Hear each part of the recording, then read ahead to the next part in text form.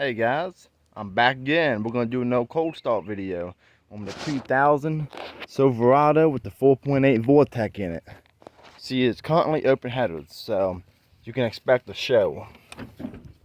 Haven't been started in like a month.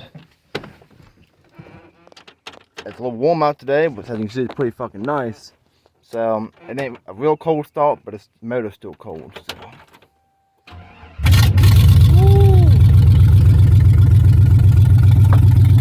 Motherfucker's been through hell and back.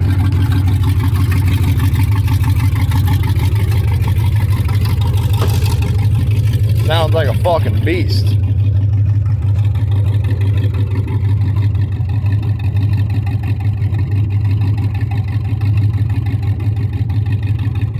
And stay tuned, guys. More cold start videos. Where that come from? Like and follow.